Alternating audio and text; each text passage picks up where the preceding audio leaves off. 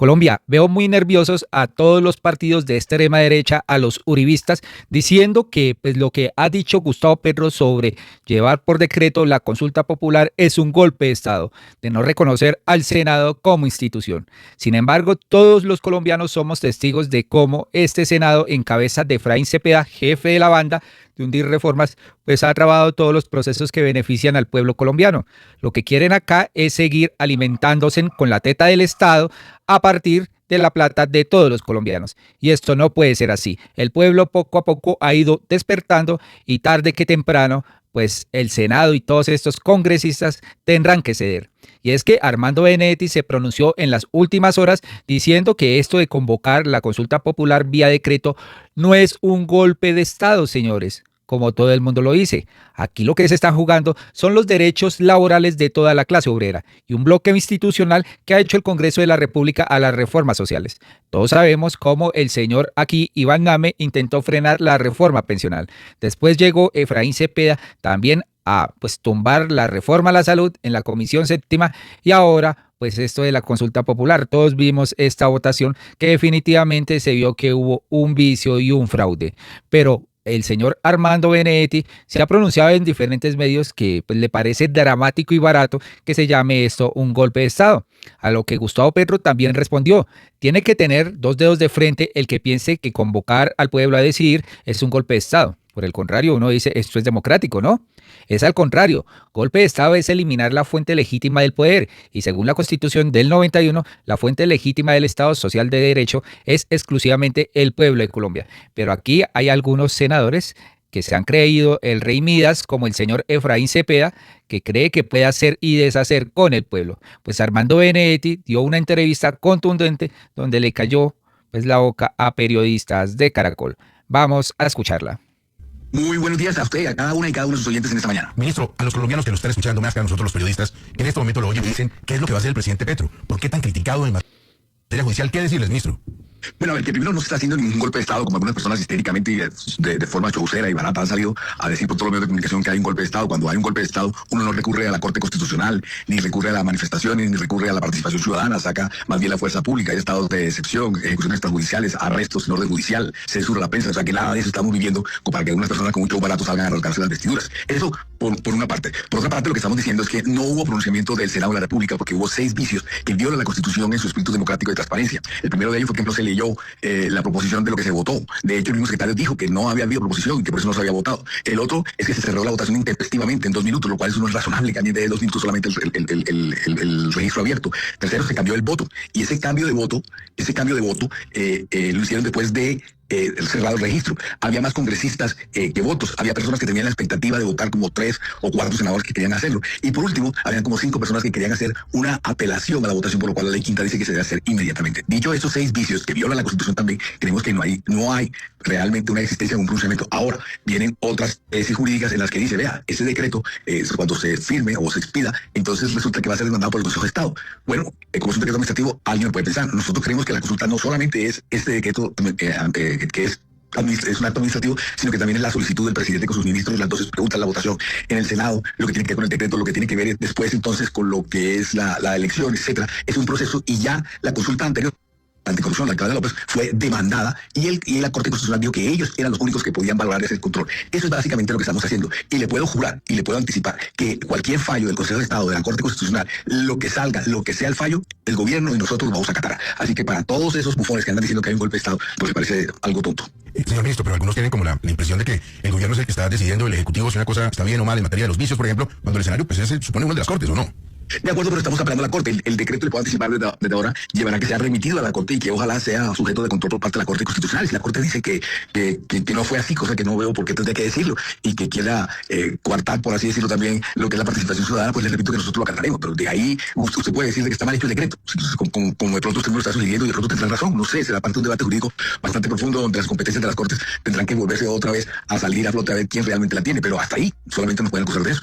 Señor ministro, yo estuve muy atentamente viendo ayer, pues no solamente por mi trabajo periodístico, sino como ciudadano, y además porque son entretenidos y tienen una cantidad de cosas que le ayudan a uno a entender buena parte de lo que pasa en el país. Estuve viendo tanto la locución como parte del Consejo de Ministros. Le voy a hacer dos preguntas como colombiano común y corriente de a pie de lo que yo sentí en dos escenarios diferentes. El primero, yo sentí que... Colombiano de a pie, de común y corriente. No, pues sí, en el fondo todos somos colombianos de a pie. Sáquenme Caracol Radio y listo. Nos podemos ir a los manos. ¿Más poder que yo? No, señor, claro que no, y a mí el poder no me interesa. Y lo que me interesa es que quien lo ejerce como usted, lo ejerza bien, y eso es lo que es la democracia. Ministro, yo sentí a Gustavo Petro, el ser humano, diciendo ayer algo así como dando a entender que yo sé que se va a caer el decreto, pero igual lo vamos a presentar. Y mi pregunta como persona de a pie es, ¿y entonces para qué el decreto si sabe que no va a funcionar, que se va a caer en las Cortes? Porque uno no puede hacer las cosas de acuerdo solamente a los resultados o a los intereses que den los resultados. Uno hace las cosas porque está convencido de hacerlas y él lo está haciendo porque está convencido de que el pueblo se debe expresar y de pronunciarse sobre sus derechos laborales. Ese es el principal punto. Esa es la principal importancia que debería tenerse en cuenta. Ahora, ¿por qué uno tiene un mal presagio en las Cortes? Porque nos ha ido mal en las Cortes. Porque ahí hay veces una agenda política y no una agenda jurídica. Es posible que por eso se haga ese presagio. Bueno, lo otro que también me pareció como lectura particular es que no me quedó muy claro lo que el presidente dice de que el pueblo es el que manda y que si las cosas no funcionan, que ya saben que va a terminar esto. ¿Qué es lo que quería decir el presidente? Que si no pasa el decreto a las calles y de una manera quizás un poco brusca, por no decir violenta. Cualquier interpretación está menos la que se está hablando de violencia y todo lo demás. Usted ha visto todas las convocatorias que ha hecho el señor presidente y todas han sido un carnaval, han sido una alegría y han sido multitudinarias. No hay un solo desmán. Entonces nadie está pensando ahora en llamar a unas convocatorias llenas de violencia y que traigan zozobra en el país. Nada de eso se está llamando. Aquí lo que se está diciendo es que en las próximas elecciones, pues el pueblo va a tomar una determinación y espero que así sea, que se dé cuenta quién está defendiendo unos derechos, en este caso laborales de la clase obrera. Eso también, a eso es lo que llama la atención el presidente. A eso fue cuando dijo la famosa primera convocatoria en la Plaza de Bolívar, que decía que lo vamos a sacar. No es que lo vamos a sacar con tanques, ni con pistolas, ni con armamento, sino que se van a sacar es mediante los votos, porque la gente va a hacer la diferencia como nunca. Y yo creo que aquí se está gestando un malestar social que se puede otra vez expresar en votos, estoy hablando, en los cuales pueden terminar saliendo los que siempre han estado y que vienen bajando el número de curules, como pasó la última vez en el Congreso de la República, y que esta vez puede ser mucho más dramático. Ministro, usted dice que todas estas convocatorias han sido de alegría, casi que de festejo, pero en Colombia hay una realidad también, y es que hay una derecha armada, una derecha con una trayectoria paramilitar muy fuerte. Ya hemos visto también en redes sociales mensajes de personas que empiezan a hablar de una defensa armada de lo que está pasando, de que no se va a permitir este golpe de Estado, y después unos pronunciamientos que van mucho más allá de esa alegría que usted relata en estas manifestaciones. ¿Usted no le da miedo que con esta decisión del presidente se abra una puerta que vaya mucho más allá y lleve al país a una radicalización y a una violencia mucho mayor? Pero es que eso no es nuevo con lo que haya dicho el presidente ayer. En eso llevamos como 50 años. Y la gente le gusta creer y señalar que empezó hace 2 años y medio con el presidente Petro. Aquí más violencia ha habido en los otros gobiernos, y más muertos y más homicidios, y más que cualquier otro. Lo ha presentado el presidente de la República y la misma fuerza pública lo ha presentado en las cifras. Entonces a la derecha rabiosa le parece poco haberse tomado el Congreso de la República, haber asesinado a cientos de personas, las masacres que hacía y todo lo demás de esa época, y a veces inspiradas y restauradas y inspiradas y siendo benefactoras de las principales multinacionales y de los principales dirigentes del país. O sea que eso, más que eso, ¿cuándo se haya visto?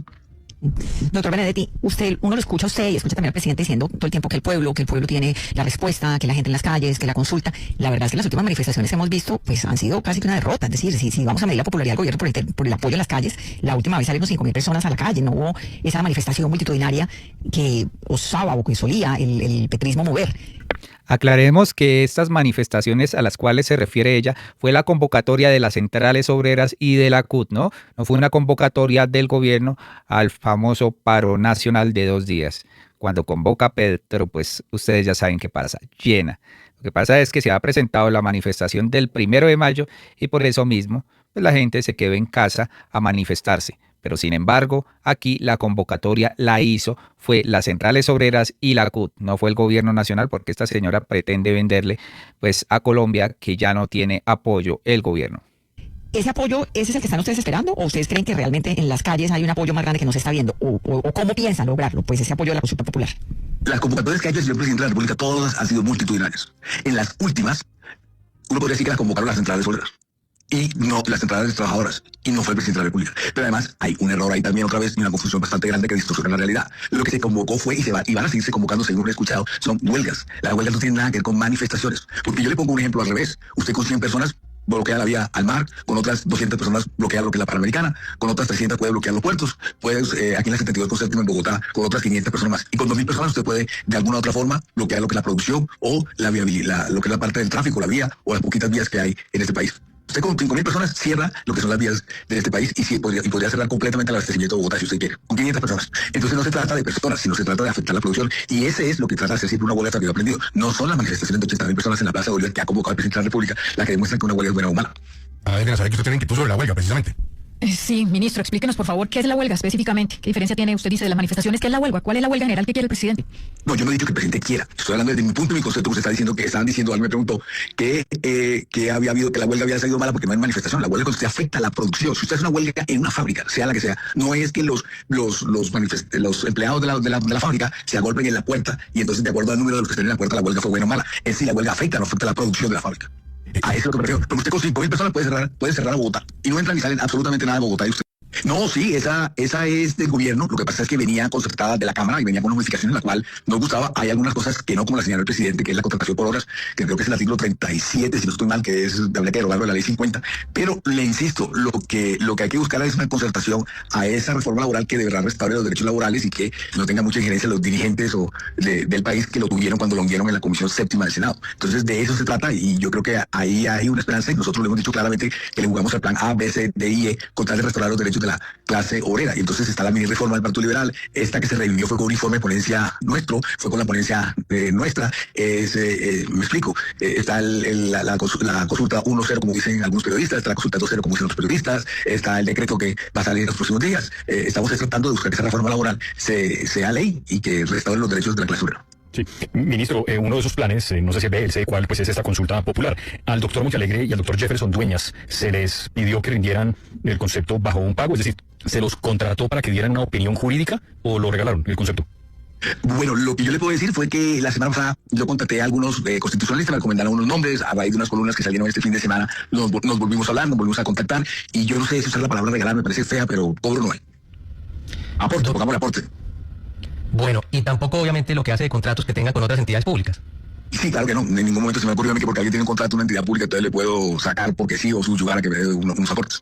Bueno, bien, ministro, curioso. Tengo otra pregunta para hacerle con relación al tema del Consejo de Estado. El Consejo de Estado se pronunció ayer y reconoció que el trámite de la consulta popular culminó. Claro, usted va a decir, porque lo oí ayer, que es la Corte Constitucional a la que le corresponde ese control. Le hago una diferenciación. El acto jurídico que controlan es distinto. Una cosa es el decreto, si es que se emite por parte del gobierno, control que coincido con usted si lo tiene la Corte Constitucional, cosa ya distinta en lo que hace del trámite en el Congreso, que ciertamente esa competencia la tiene la sección quinta del Consejo de Estado.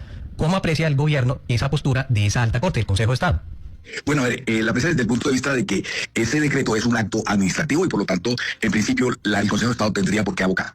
Pero para nosotros la consulta es desde que se hace la solicitud por parte del presidente y su ministro, lo que son las 12 preguntas, la votación en el Senado, luego entonces el decreto que es este llamamiento a elecciones, lo que haga la registraduría, lo que hagan los comités, la misma elección, es un control posterior, lo dice la ley, control posterior por parte de la Corte Constitucional. Ya la consulta anterior fue demandada en su momento la primera pregunta, que tenía que ver con aquella del salario de los congresistas, y que como era un salario, era una potestad del gobierno, etcétera, demandaron con base en eso, que entonces eso era un acto administrativo para ese momento porque tenía que ver con temas relacionados con que era injerencia dentro de la potestad de los salarios del gobierno. Y entonces, ¿qué resultó? Que la Corte Constitucional salió y dijo en un fallo, no señor, la único que puede revisar ese control de la consulta soy yo, la Corte Constitucional. Con base en eso es que creemos que debe ser la Corte Constitucional y con base en eso es que estamos esperando que así sea.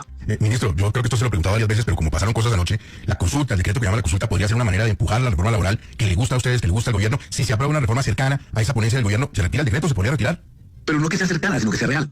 Si hablamos sobre temas reales, esa posibilidad queda abierta. Pero le repito, le estamos, perdone que use esa palabra que es fea, pero me gusta usarla, es jalándole a la ABCDE, jalándole a la ABCDE, a eso es lo que estamos jalando, a que los derechos laborales de la clase obrera estén restaurados. Eso lo queremos, que se lo quitaron en el 2002 con la ley 789. Eso es lo único que queremos. Ahora, si usted me dice que hay otra solución y que es más corta, que se puede hacer y menos traumática, es así, es que estamos en esta por una arbitrariedad que hizo la Comisión Séptima, por le acabo de leer 6 vicios que hicieron, 6 vulgaridades que hicieron ahí en la plenaria del Senado. 6 vulgaridades, no una, sino 6 en la votación, por estar con el cuento de la tramoya y la jugadita de sacar eso a las patadas.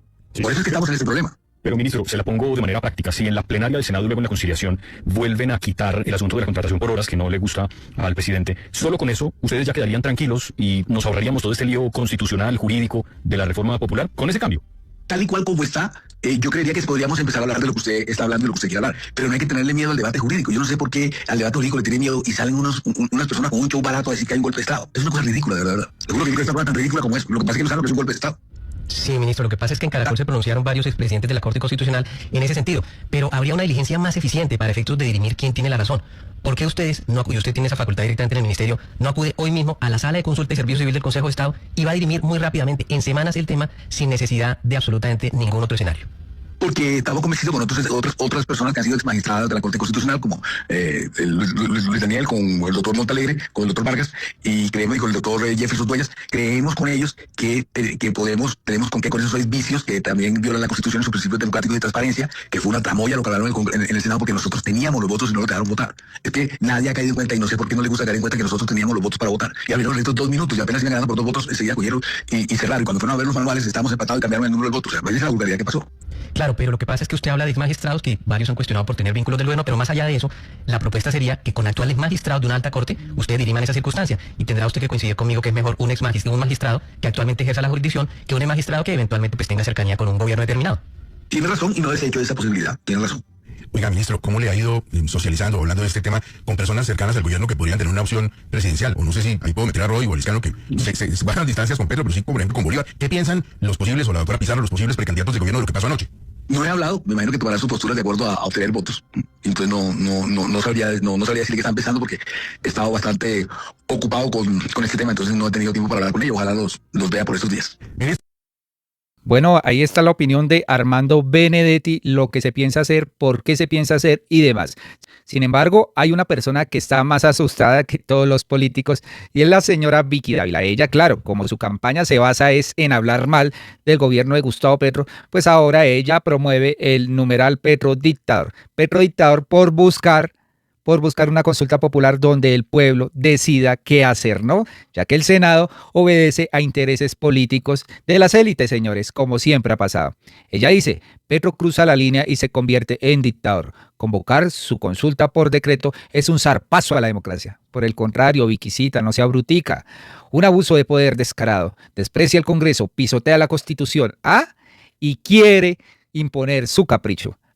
Aquí están a prueba nuestra democracia y nuestra libertad. Las instituciones y los ciudadanos no se lo vamos a permitir, Petro. Avanzaremos sin miedo en defensa de Colombia, nuestra democracia, la libertad y el orden. Tome nota, hágame el favor. Esto que está haciendo el presidente Petro realmente es un acto democrático.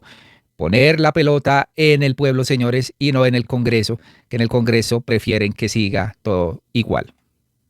Hola. Petro cruza la línea y se empieza a convertir en dictador. Convocar su consulta por decreto es un zarpazo a la democracia, un abuso de poder descarado. Desprecia al Congreso, pisotea la Constitución y quiere imponer su capricho. Colombianos, hay que despertar. No podemos permitir esta tiranía. Petro quiere dinamitar la democracia.